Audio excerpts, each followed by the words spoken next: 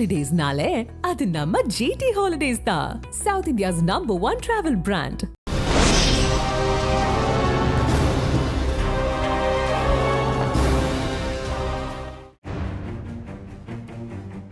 உலகத்தமிழ் உறவுகளுக்கு வணக்கம்.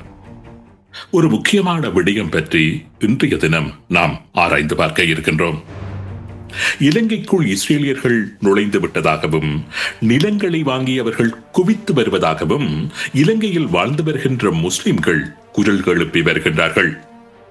சமூக ஊடகங்களிலும் ஊடக விவாதங்களிலும் அரசியல் மேடைகளிலும் இலங்கையில் யூதர்களின் பிரசன்னத்திற்கு எதிரான குரல்கள் ஓங்கி ஒலித்துக் கொண்டே இருக்கின்றன. அவர்கள் யூத மத பிரச்சாரங்களை இலங்கையில் மேற்கொண்டு வருவதாகவும் சில முஸ்லிம்கள் இலங்கையில் குரல் எழுப்பி வருகின்றார்கள்.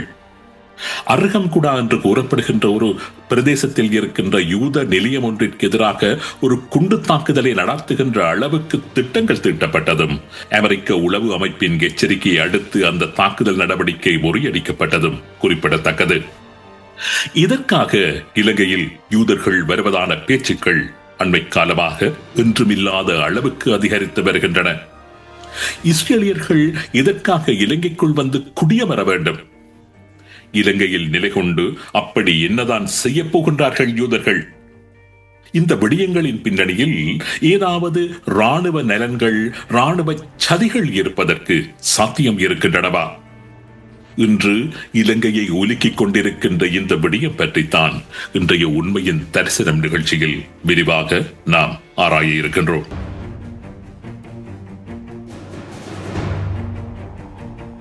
சமூக ஊடகங்களில் இடப்பட்டு வருகின்ற பதிவுகள் பலவற்றில் யூதர்கள் தமது மத பிரச்சாரங்களை செய்கின்ற, மதங்களை பரப்புகின்ற நிலையங்களை இலங்கையின் பல்வேறு பகுதிகளில் நிறுவி வருவதான குற்றச்சாட்டுகள் சுமத்தப்பட்டு வருகின்றன. யூதர்களை எடுத்துக்கொண்டால் அவர்கள் கிறிஸ்தவர்களைப் போல, இஸ்லாமியர்களைப் போல தமது மதத்தை பரப்புகின்ற காரியங்களில் பெரிதாக ஆர்வம் காண்பிக்கின்றவர்கள் அல்ல. யூத மதத்தை தழுவும்படி பிரச்சாரம் செய்கின்ற வழக்கமும் அவர்களிடம் கிடையாது. யூத மதத்திற்கு மாறுவது என்பதும் ஒன்றும் இலகுவான காரியமல்ல. அப்படி யூத மதத்திற்கு மாறுகின்றவர்களுக்கு பணம், வசதிகள், திருமணம் என்று விசேட சலுகைகள் அங்கு வழங்கப்படுவதும் இல்லை. எனவே மத பிரச்சாரம் செய்ய வேண்டிய தேவைகள் யூதர்களுக்கு இல்லை. இலங்கையில் யாருமே யூத மதத்திற்கு தழுவியதான தகவல்களோ ஆதாரங்களோ இல்லை. அப்படியானால் அர்ஹம்குடா உட்பட இலங்கையின் பல இடங்களிலும் இதற்காக யூத நிலையங்கள் அமைக்கப்பட்டுள்ளன. அந்த யூத ஸ்தலங்களின் செயற்பாடுகள் என்ன? ஸ்ரீலங்காவின் மதம் மற்றும் கலாச்சார அமைச்சர் ஹினிதும சுனில் செனிவி இலங்கையில் 4 யூத கலாச்சார மையங்கள் இருப்பதாக தெரிவிக்கின்றார்.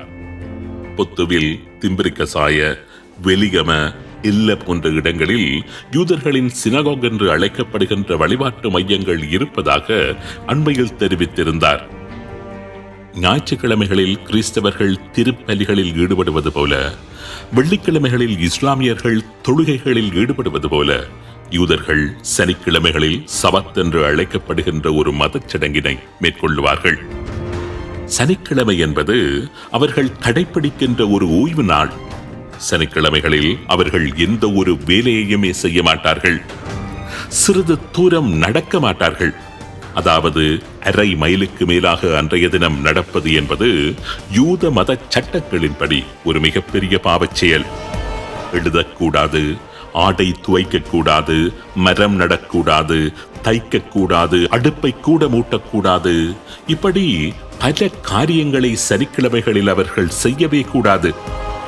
இது கடவுள் அவர்களுக்கு வழங்கிய மிக இறுக்கமான கட்டளை என்று கூறுகின்றார்கள். அன்றைய தினம் யூதர்கள் எதுவுமே செய்யக்கூடாது. முழுமையான ஒரு ஓய்வு நாள். யோம் கிப்பூர் யுத்தமாகட்டும், அக்டோபர் 7 ஹமாஸ் மேற்கொண்ட தாக்குதலாகட்டும், இஸ்ரேல் மீது அவர்களது எதிரிகள் மேற்கொண்ட வலிந்த தாக்குதல்களை எடுத்து நோக்கினால் அவைகள் அத்தனையுமே யூதர்களின் சபத் தினங்களில் மேற்கொள்ளப்பட்ட தாக்குதல்களாகவே திட்டமிடப்பட்டிருக்கும். சனிக்கிழமை இரவு சூரியன் அஸ்தமித்து குறைந்தது 3 நட்சத்திரங்களாவது வானில் தென்பட்டதைத் தொடர்ந்து சபத் அனுஷ்டானத்தை யூதர்கள் முடித்துக் கொள்வார்கள். அதனை ஹவ்டாலா என்கின்ற பெயரில் ஒரு பரிசுத்த கொண்டாட்டமாகவே செய்வார்கள். பலர் ஒன்று சேர்ந்து மெழுகுபத்தி ஏற்றி திராட்சரசம் பருகி இனிப்புகளை பரிமாறி ஆடி பாடியதனை கொண்டாடுவார்கள். யூதர்கள் தமது ஓய்வு நாளை முடித்துக் கொள்ளுகின்ற ஹவ்டாலா செரிமனிகள் சபத் இல்லங்களில் தான் பெரும்பாலும் நடைபெறும். அதனால் யூதர்கள் பெரும்பான்மையாக நடமாடுகின்ற இடங்களில் இந்த சபத் இல்லங்கள் இருப்பது வழக்கம். யூத சுற்றுலா பயணிகள் பெருமளவில் வந்து போகின்ற இடங்களிலும் இந்த சபத் இல்லங்கள் அமைக்கப்பட்டிருக்கும். இதேபோன்று யூதர்கள் மிகவும் அடிப்படையாக கடைபிடித்து வருகின்ற உணவு பழக்க வழக்கங்களுக்கென்றும் அவர்களுக்கென்று தனியான உணவு விடுதிகள் இருக்கின்றன. யூதர்கள் உண்ணுகின்ற அவர்களது மத சட்டப்படி கண்டிப்பாக உண்ண வேண்டிய உணவுகளை கோஷியர் உணவுகள் என்று கூறுவார்கள். இஸ்லாமியர்கள் ஹலால் உணவுகளை சாப்பிடுவது எப்படி அவர்களுக்கான மத கட்டளையோ அதேபோன்று யூதர்கள் கோஷிய உணவுகளைத்தான் கண்டிப்பாக சாப்பிட்டாக வேண்டும். கோஷியர் உணவு முறை சட்டத்தின்படி யூதர்கள் கண்டிப்பாக பன்றி இறைச்சி உண்ணக்கூடாது. இறால், நண்டு போன்றவைகளும் உண்ண முடியாது. சிகிட்டா என்கின்ற முறையில் வெட்டப்பட்டு இரத்தம் வெளியேற்றப்பட்ட இறைச்சி வகைகளைத்தான் உண்ண வேண்டும். ஆடு மாடு போன்ற மிருகங்களின் பின்புறத்தில் இருந்து பெறப்பட்ட மாமிசத்தை உண்ணக்கூடாது. இறைச்சி வகைகளையும் பால் சார்ந்த உணவுப் பொருட்களையும் கலந்து உண்ணக்கூடாது. இப்படி ஏராளமான கட்டுப்பாடுகளை கொண்ட உணவு முறைதான் யூதர்கள் கடைபிடிக்கின்ற கோஷிய உணவு முறை. இந்த கோஷிய உணவுகள் பரிமாறப்படுகின்ற விடுதிகளில் மாத்திரம்தான் யூதர்கள் உணவு உண்பார்கள். எனவே யூதர்கள் அதிகம் பிளங்குகின்ற அல்லது யூத சுற்றுலா பயணிகள் அதிகம் வந்து செல்லுகின்ற பிரதேசங்களில் கோஷிய ஃபுட் உணவகங்கள் மற்றும் சபத் இல்லங்கள் போன்றன இருந்தே ஆகும். யூதர்கள் ஒன்று கூடுகின்ற சமூக மையங்களை சபத் சென்டர்ஸ் அல்லது சபத் ஹவுஸ் என்று அழைப்பார்கள். அர்ஹம்குடாவில் அமைக்கப்பட்டிருக்கின்ற சபத் ஹவுஸ் லுபாவிட்டிக் ஹெசடிக் மூவ்மென்ட் என்கின்ற யூத அமைப்பினால் நடத்தப்படுகின்றது. இந்த சபத் ஹவுஸ் முழுக்க முழுக்க சுற்றுலா பயணம் வருகின்ற யூதர்களது உணவு மற்றும் மத தேவைகளை பூர்த்தி செய்வதற்காகவே செயற்பட்டு வருகின்றதே தவிர அந்த நிலையம் எந்த வகையிலும் யூத மத பிரச்சாரத்தில் ஈடுபட்டதாக தெரியவில்லை. அப்படியானால் இதற்காக இலங்கையில் வசித்து வருகின்ற முஸ்லிம்கள் இந்த சபத் இல்லங்கள் பற்றி அச்சப்படுகின்றார்கள். இதற்காக அவர்கள் யூதர்களின் இலங்கை வருகையைக் கண்டு அலறுகின்றார்கள். இந்த கேள்விகளின் பின்னணியில் எப்பொழுது இருந்து இந்த யூதர்களின் பிரசன்னம் இலங்கையில் இருக்கின்றது என்பது பற்றியும் நாம் தேடி பார்த்தாக வேண்டியிருக்கிறது. இலங்கையில் யூதர்கள் எப்பொழுதிருந்து பிரசன்னமாகி இருக்கின்றார்கள் என்று ஆராய்ந்து பார்த்தபோது இலங்கைக்கும் யூதர்களுக்கும் இடையிலான வரலாற்று பின்னணி பல நூற்றாண்டுகளாகவே இருந்து வருவது தெரிய வந்தது. 9ஆம் நூற்றாண்டு முதலாக, அதாவது இன்றைக்கு 1200 வருடங்களுக்கு முன்பிருந்தே யூதர்கள் இலங்கையில் வாழ்ந்து வந்ததாக வரலாற்று பதிவுகள் தெரிவிக்கின்றன. 10ஆம் நூற்றாண்டில் இலங்கைக்கு விஜயம் மேற்கொண்ட அபு ஜயீத் அல் ஹசன் என்கின்ற பாரசீக பயணி தான் இலங்கைக்கு விஜயம் மேற்கொண்ட போது பெருந்தொகையிலான யூதர்கள் இலங்கையில் வாழ்ந்து வந்ததை தான் கண்டதாக தனது பயணக் கட்டுரையில் குறிப்பிட்டுள்ளார். 12ஆம் நூற்றாண்டில் இலங்கை வந்த ஸ்பானிய யூதரான ரபி பெஞ்சமின் டி கியூடெலா என்பவர் அந்த காலகட்டத்தில் சுமார் 3000 யூதர்கள் இலங்கையில் வசித்து வந்ததாக தனது சஃபேர் ஹாம்சாட், அதாவது புக் ஆஃப் டிராவல் என்கின்ற புத்தகத்தில் சாட்சி பகர்கின்றார். 16ஆம் நூற்றாண்டில் இலங்கைக்கு வந்த போர்த்துகீச ராணுவ கேப்டன் இலங்கையில் பௌத்தர்கள், சைவர்கள் போன்ற பூர்வ குடிகளுடன் கிறிஸ்தவர்களும் யூதர்களும் முஸ்லிம்களும் வாழ்ந்து வந்ததாக பதிவு செய்துள்ளார். 1871ஆம் ஆண்டு இலங்கையில் எடுக்கப்பட்ட புள்ளி விவர கணக்கில் இலங்கையில் யூதர்களும் கணக்கெடுக்கப்பட்டதுடன் ஹிப்ரு மொழியில் விவரங்கள் எழுதப்பட்ட பல கல்லறைகள் இலங்கையில் கண்டுபிடிக்கப்பட்டதாகவும் பதிவுகள் கூறுகின்றன. சிசில் வி விக்ரமநாயக்க என்கின்ற சிங்கள எழுத்தாளரின் கூற்றுப்படி 2ஆம் உலக மகா யுத்தத்திற்கு முன்னர் வரை இலங்கையில் ஏராளமான யூத குடும்பங்கள் வாழ்ந்து வந்ததாக கூறுகின்றார். தனது சிறுவயதில் ஏராளமான யூத குடும்பங்களை தாம் வாழ்ந்து வந்த பிரதேசத்தில் பார்த்துள்ளதாகவும் அவர் சாட்சி பகர்கின்றார். 2ஆம் உலக யுத்தம் முடிவடைந்து சில காலத்தில் இஸ்ரேல் தேசம் உருவாகிவிட்டதால் இலங்கையில் வாழ்ந்து வந்த யூதர்கள் இஸ்ரேலுக்கு குடிபெயர்ந்து சென்றிருக்கலாம் என்றும் அவர் கூறுகின்றார். இப்படி இலங்கையில் நீண்ட காலமாக யூதர்கள் வாழ்ந்து வந்தார்கள் என்கின்றதற்கான பல சான்றுகள் வரலாற்று பதிவுகளில் காணப்படுகின்றன. சரி, இப்பொழுது மறுபடியும் முன்னர் எழுப்பப்பட்ட கேள்விகளுக்கு வருவோம். இலங்கையில் வசித்து வருகின்ற முஸ்லிம்கள் இதற்காக இந்த சமத்தில்லங்கள் பற்றி அச்சப்படுகின்றார்கள். இதற்காக அவர்கள் யூதர்களின் இலங்கை வருகையைக் கண்டு அலறுகின்றார்கள். யூதர்களின் இலங்கை வருகையின் பின்னணியில் ஏதாவது ராணுவ நலன்கள், சதிகள் இருப்பதற்கு சாத்தியம் இருக்கின்றனவா?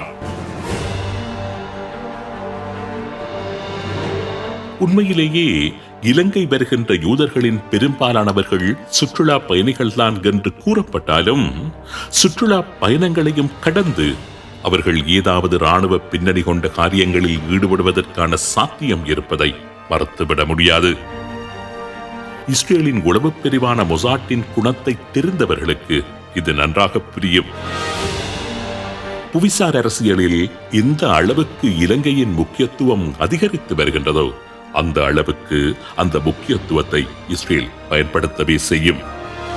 எப்படி பயன்படுத்தும், எப்பொழுது பயன்படுத்தும் என்பதை உங்களையும் என்னையும் போன்ற சாதாரண நபர்களினால் கணிக்கவே முடியாது.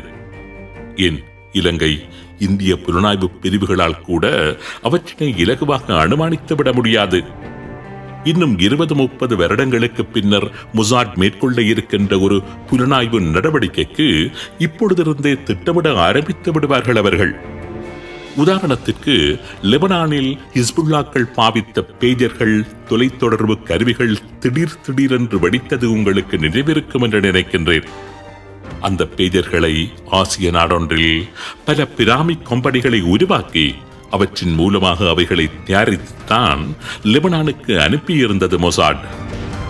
இதே போன்று தமது எதிரி நாடுகளில் மொசாட் செய்திருந்த எத்தனையோ சதி நடவடிக்கைகளை அது வேறு வேறு நாடுகளில் தளம் அமைத்துத்தான் மேற்கொண்டும் இருந்தது. இலங்கையையும் தனது புலனாய்வு நடவடிக்கையின் தளமாக மொசாட் மாற்றிவிடக்கூடிய சாத்தியத்தை யாரும் இலகுவில் புறந்தள்ளிவிட முடியாது. இஸ்ரேல் தொடர்பான அனுபவம் முஸ்லிம்களுக்கு நிறையவே இருக்கின்றது. யூதர்கள் தொடர்பாக அச்சப்பட்டேயாக வேண்டிய நிலையில்தான் உண்மையிலேயே முஸ்லிம்கள் இருந்து கொண்டிருக்கின்றார்கள். பலஸ்தீனத்தில் யூதர்கள் முதலில் குடியேறியது அந்த நிலங்களை ஆக்கிரமித்து அல்ல, வேறு தரப்புகள் மூலமாக விலை கொடுத்து பலஸ்தீனத்தின் நிலங்களை ஒவ்வொன்றாக கொள்வனவு செய்துதான் பலஸ்தீனத்தில் ஆரம்பத்தில் யூதர்கள் குடியேறியிருந்தார்கள். நில வங்கிகளை அரபு பினாமிகளின் பெயர்களில் உருவாக்கி பலஸ்தீனத்தின் நிலங்களை ஒவ்வொன்றாக அதிக விலை கொடுத்து கொள்வனவு செய்துதான் யூதர்கள் ஆரம்பத்தில் பலஸ்தீனத்தை ஆக்கிரமித்தார்கள். நல்ல விலை வருகின்றது என்று நில வங்கிகளிடம் தமது நிலங்களை விற்பனை செய்த பலஸ்தீனர்கள் தாம் விற்ற நிலங்களில் யூதர்கள் சாரை சாரையாக வந்து குடியேறிய போதுதான் யூதர்களின் திட்டத்தை அறிந்து திகைத்து நின்றார்கள். அவர்கள் சுதாரித்துக் கொண்ட போது காலம் கடந்து விட்டிருந்தது. யூதர்கள் என்ன செய்வார்கள், எப்படி செய்வார்கள் என்பதை யாராலுமே கணிக்க முடியாது. விளைவுகளை சந்திக்கின்ற போதுதான் அவர்களது திட்டங்களின் பரிணாமங்கள் உலகிற்கு தெரிய வரும்.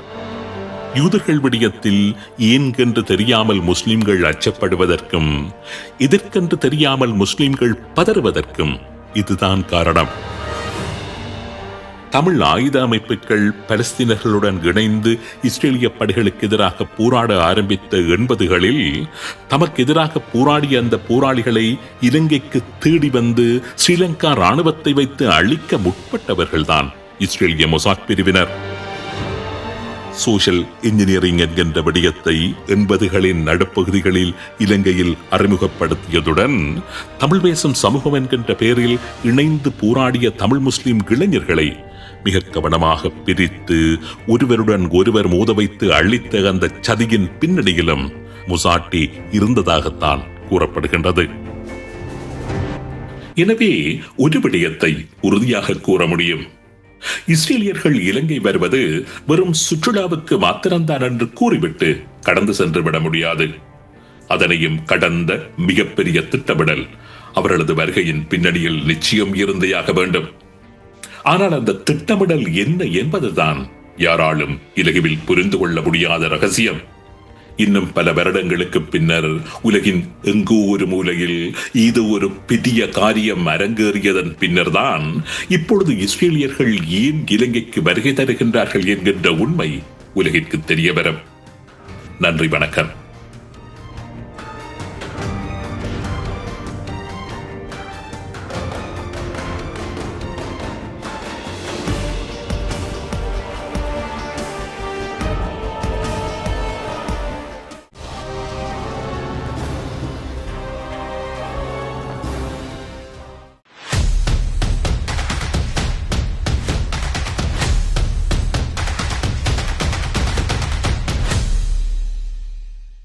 Holidays nale, adu namma GT Holidays da. South India's #1 travel brand.